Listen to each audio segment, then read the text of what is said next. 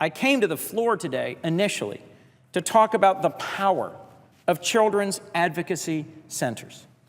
Children's advocacy centers exist today across the country in large part because this Congress, on a bipartisan basis, passed back in 1990 the Victims of Child Abuse Act, a bill that for the first time authorized funding for an important nationwide network of what are called children's advocacy centers. These centers help deliver justice. They help heal victims of violence and abuse. And we must act to continue empowering their service to our nation.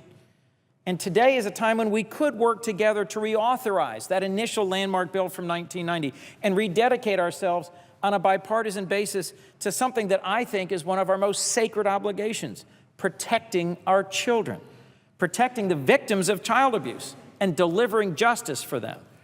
That's what this bipartisan bill does that was introduced earlier today, along with my colleagues, Senators Blunt and Sessions and Hirono, a great example of being able to work together across the aisle. Mr. President, as parents, as neighbors, as leaders of our nation, we have no more sacred obligation than protecting our children. And in most of our cases, we dedicate everything we have as parents to ensuring our children's safety, to providing for their future. And that's what this bill is all about that responsibility.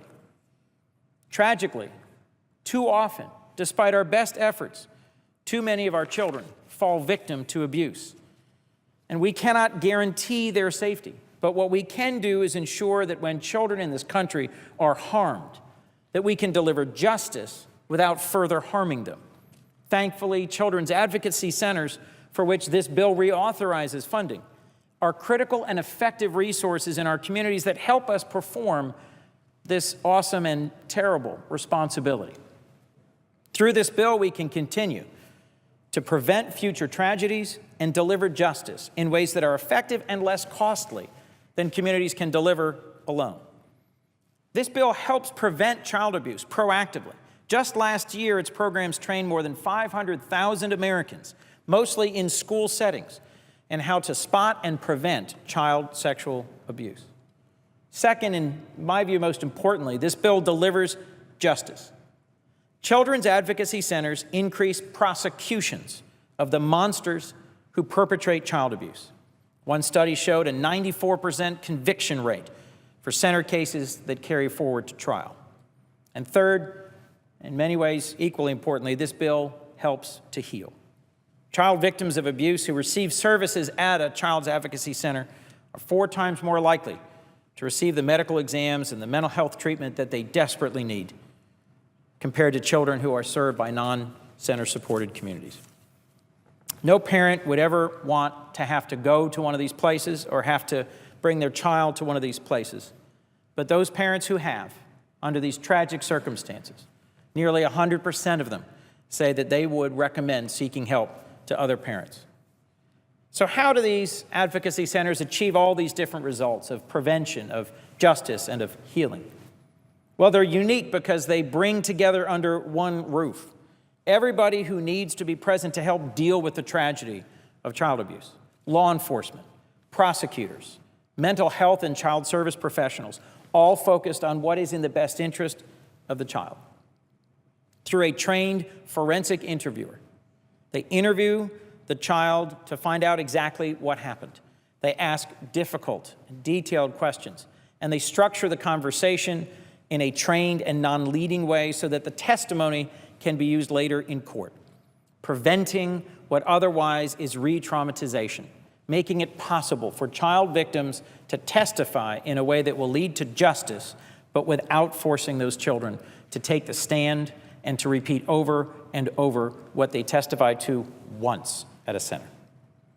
Prosecutors take the information obtained in the interview and they take it all the way through the court system, while doctors and other child service professionals ensure the child's getting the help he or she badly needs, and to begin the process of healing.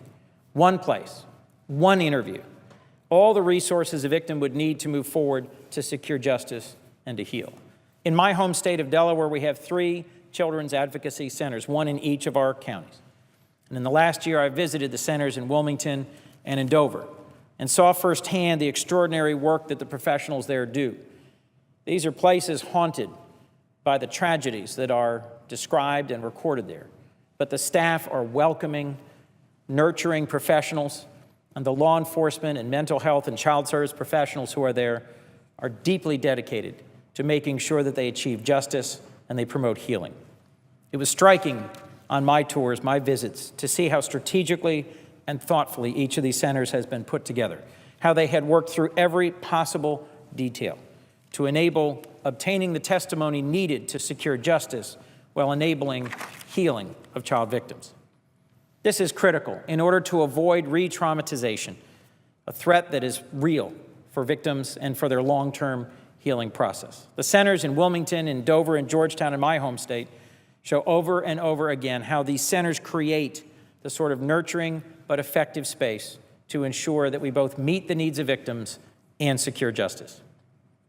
Mr. President, as I know you know, in my home state of Delaware, just a few years ago, we saw exactly the kind of evil we most dread in this world, when a pediatrician, a man named Earl Bradley, who many Delawareans trusted with their children's health and safety, was found to have sexually assaulted more than 100 of our children.